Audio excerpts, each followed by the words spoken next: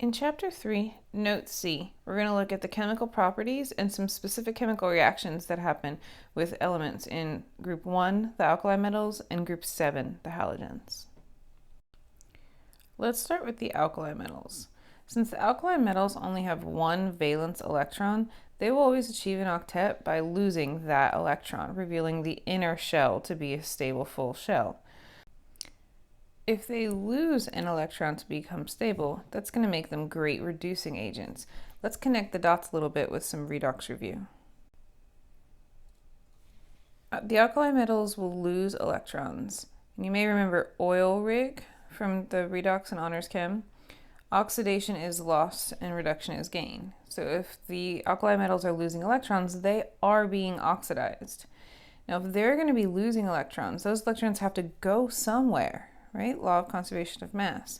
So there's another element out there that would have to then gain those electrons. That other element that's gaining electrons would be reduced. So we call the element that loses the electron, or the chemical that has the element that's losing the electron, the reducing agents. They're causing reduction to another thing. Since the alkali metals only have one electron to lose, they're going to be really ready to lose or oxidize. They're going to be really good at causing reduction for something else because they'll be consistently putting out electrons. Let's look at the trend in reactivity as you go down the column. It's basically going to be the opposite of the ionization energy trend because we are trying to remove electrons. So as you go down the group, the atoms are getting bigger and bigger. There's more core electrons causing shielding. There's greater distance. All the things we talked about with the ionization energy trend. And as you go down the column, the ionization energy is getting less and less because it's going to require less and less energy to remove it because of all of those factors. That's actually a good thing for reactivity. We want to be easily able to remove electrons for something to be very reactive. If it's harder to remove the electrons, it would not be reactive. Think of the extreme case of the noble gases. Those atoms do not react. We call them inert, and that is because they are the most stable and have the highest amount of energy required to disrupt their electrons. So reactivity will increase down the group for the alkali metals. It is easier to react the further down in the column. Another important fact is that we call these alkali metals because they actually make alkali solutions. Something you may not have known is an alkali solution means it is a basic solution. Let's look at the chemical reactions. It is basically a single replacement reaction. We have our alkali metal that will replace the hydrogen, one of the hydrogens in water. The hydrogen that is displaced, you see in the product side, but as you know, hydrogen is diatomic, so it would come as H2. And then the metal and the OH left from the water would combine to find the metal hydroxide, for example, sodium hydroxide or lithium hydroxide. When the metal and the OH from the water combine to form this metal hydroxide, that new solution would now test as a base. So we call them alkali solutions. There are a handful of reactions that we're going to go over in both Note C and Note D that you really just need to know. I would recommend flashcards for these reactions. Our first set here is our alkali metals reacting with water to form the alkali hydroxide. You only have to know the balanced equations for lithium, sodium, and potassium. But you should see a pattern here. The lithium replaces the hydrogen in H2O, bonding with the OH, making lithium hydroxide. Same thing with sodium replacing a hydrogen to form sodium hydroxide, and potassium replacing a hydrogen to form potassium hydroxide. It's the same exact pattern. The hydrogen that's replaced always forms H2 because hydrogen is always diatomic. Now note that diatomic hydrogen will now create an unbalanced equation. So notice all these two coefficients that end up needing to be used to balance the equations. Last thing here, this is actually not the end of the story. Once you make the metal hydroxide, which is in an aqueous solution, you should know that ionic compounds will always dissociate in an aqueous solution. So you wouldn't just leave it as lithium hydroxide aqueous, you would break it down. into the lithium ion aqueous and the hydroxide ion aqueous. Notice that the hydrogen stays diatomic because it's a gas. Only ionic compounds in aqueous solutions will dissociate. So you would show dissociation for the sodium hydroxide and the potassium hydroxide as well. Another type of reaction you need to know is the reaction between alkali metals and the halogens.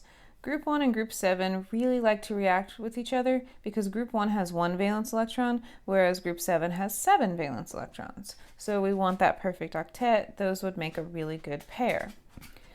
The reactions that you need to know is what happens when you take an alkali metal, pure metal, and react it with the diatomic halogen gas. You will then form an ionic compound. Name for ionic compound is a salt. But this specific type of metal compound made with the metal and the halogen gas is called a metal halide, and that is definitely a term you should know. Quick side note, although the halogen ions tend to be very reactive, when they're in a more stable form like their diatomic gas, you may need a catalyst to facilitate the reaction. So in this picture, this reaction was initiated or catalyzed by a drop of water. So there are 3 main reactions here that you need to know. They basically pair them with very similar sized atoms. Not that other reactions don't happen, but these are the 3 you need to know for your IB test. So we have sodium reacting with diatomic chlorine to form the sodium chloride, but the diatomic chlorine makes it unbalanced. So again, you have your coefficients of 2 in front of the sodium and the sodium chloride. Then we're going to pair potassium with bromine and form the potassium bromide. Lithium with iodine to form lithium iodide. When you repeat these reactions, you do need to include all of the proper subscripts and coefficients. The phases, on the other hand, not absolutely essential at this point, but I would expect you to know that metals typically come as a solid, our diatomics typically come as a gas. So then the new part would be that in this case, the products, the sodium chloride, potassium bromide, and lithium iodide are all coming as solids. Now let's focus only on the halogens and their chemical properties. The halogens typically have 7 valence electrons, so they really want to just gain 1 more electron in order to get their octet. This is going to make them great oxidizing agents.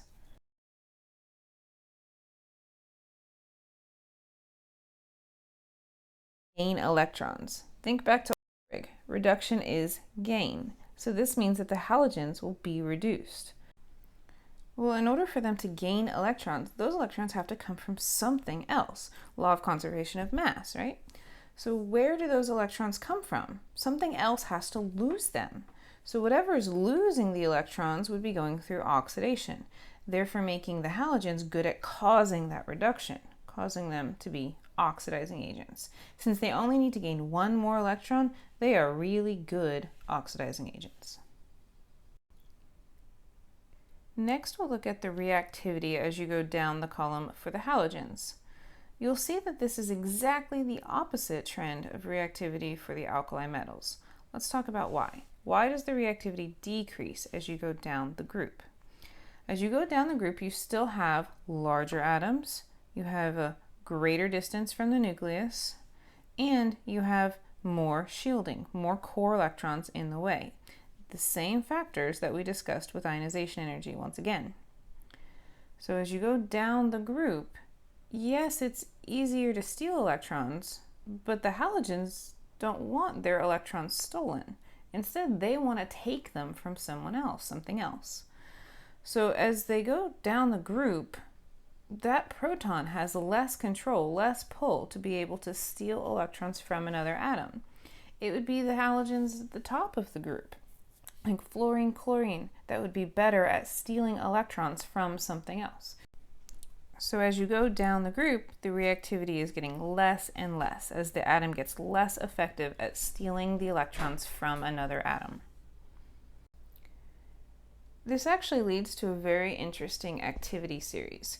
You may remember the activity series when we did single replacement reactions, where some atoms are more reactive than others, and so therefore they can replace them, but a less reactive atom could not replace.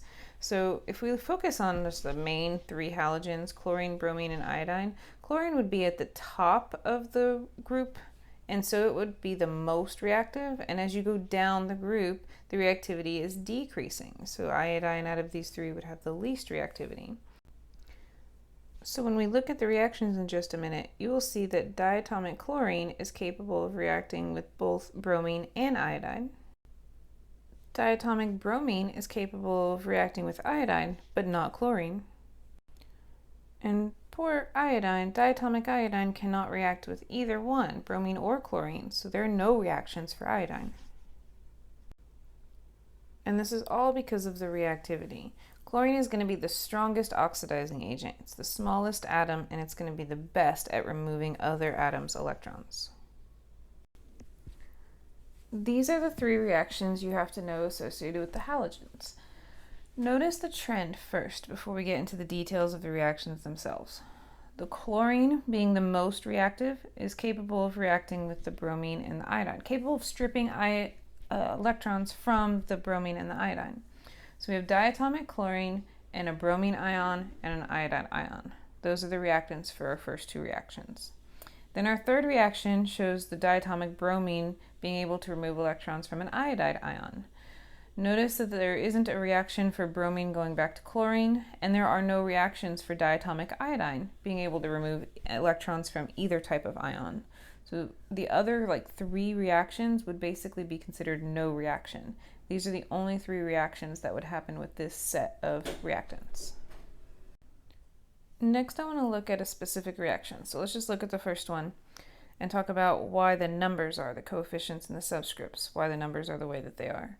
So if we're starting with diatomic chlorine, we would need 2 chlorine atoms, and if we end with diatomic bromine, we need 2 bromine ions. Why didn't they change and form any other compounds? Well, because it's just a redox reaction. It's simply a transfer of electrons. So we're still going to have chlorine and bromine on both the left and the right, but you're going to see a change in the oxidation numbers. You're going to see a change in the charges because the electrons are moving. But the fact that the bromine and the chlorine are naturally diatomic is what drives there to be a 2 coefficient in front of the ions as well. So let's take a peek at the redox nature of this reaction. First, let's look at oxidation numbers. Our diatomic chlorine and bromine would have an oxidation number of 0, and then the ions with a -1 charge would have an oxidation number of -1. So if I look at the change in chlorine going from 0 to -1, that is a drop of -1. Now a decrease in oxidation number is always my reduction. Now if I look at the change coming from bromine to bromine diatomic, we're going to go from -1 to 0, which is an increase in 1. So an increase in oxidation numbers is my oxidation. Notice that the change in oxidation numbers are equal, so my equation is balanced the way that it is. Last thing I want to point out about these reactions is that the phases are all aqueous. Having the elements in water helps facilitate this change of electrons. It's actually very common for redox reactions to involve aqueous solutions. So in this case, even the diatomics, all aqueous for the reactions to occur. Speaking of having halogens in an aqueous solution, it can be kind of difficult to tell what ions are present or if there are even ions in the solution. So there's a very handy test, and this is one of IB's favorite things to ask about. How can you tell if there are halides in solution? Remember, halides are anything associated with the halogens. So our halide ions would be like a chlorine, bromine, or iodide ion. The easiest test is just to add silver. So when we add the silver, it's going to react with the halogen to form an insoluble, key term there, insoluble silver halide. So we're going to be able to tell because it'll come out of solution. We call this a precipitate, a solid that comes out of solution. So because the silver precipitate will form, it will have a color that we can identify. So you may remember from the Honors Chem Le Chatelier lab where the solution was going back and forth from pink to blue. In the end, we added some silver and it formed silver chloride. And it was this white, snowy looking substance that was in the pink solution. So whether it forms a white, a cream, or a yellow can tell me whether I had chlorine ions, bromine ions, or iodide ions in the solution. So we can use the color to identify what halogen was present. Notice that all of the colors for the silver halides were fairly light: white, cream, yellow. We can take this one step further and expose those to light to get different shades as well. This is actually how photography kind of works.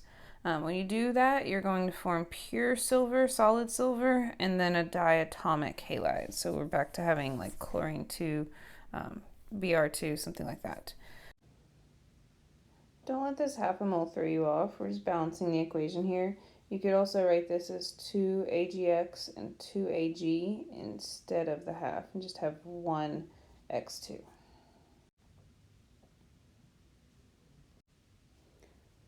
So these are some very useful ways to determine which exact halogen ions are in solution. It's good to be able to tell at a macroscopic level with your eyes, being able to tell what color something is, what might be happening at the microscopic level, because we need to know what kind of reactions are happening. Now at the end here, guys, I want to remind you that you do need to know these reactions inside and out, coefficients and subscripts included, phases when possible. So I would definitely recommend making flashcards for not only these reactions, but also the ones we'll go over in Notes B. So you want to start a flashcard set.